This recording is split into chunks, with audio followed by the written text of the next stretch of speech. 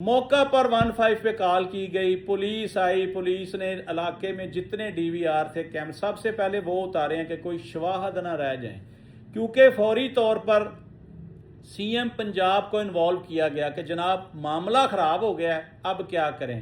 Police نے معاملہ دبانے کی بھرپور کوشش کی۔ ڈی آئی جی صاحب نے پہلے یہ بیان دیا کہ جی ہم نے 2 گھنٹے میں سی ایم صاحبہ کے کہنے کے اوپر ہم نے 2 گھنٹے میں خواتین کو بازیاب کرا لیا۔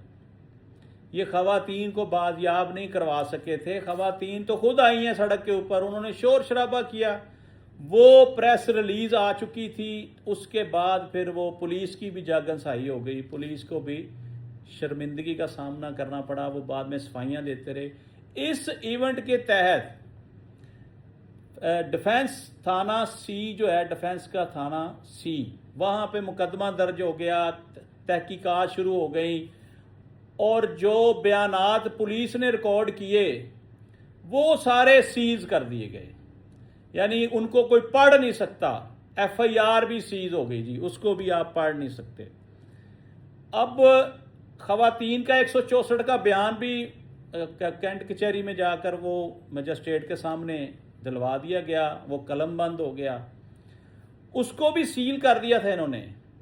اب حقائق کچھ اس طرح سے ہیں کہ خاتون جو 2 خواتین آئی تھی پاکستان میں، ان کی عصمت زری ہوئی، ان سے لوٹ مار ہوئی، ان کو اغوا کیا گیا، اور پاکستان میں اغوا کی سزا جو ہے وہ سزائے موت ہے، یا 25 سال سزا ہے۔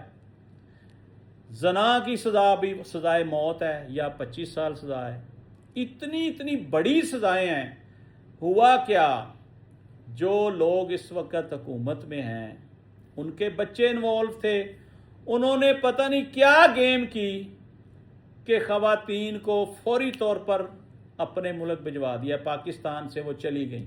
جیسے ہی انہوں نے پاکستان چھوڑا، پیچھے سے انہوں نے پھر وہ بیان بھی کھل گئے ہیں، وہ جو سیل کی تھی ایف آئی آر وہ بھی کھل گئی ہے، ہر چیز منظر عام پر آ گئی ہے۔ اب میرا یہاں کہنا یہ ہے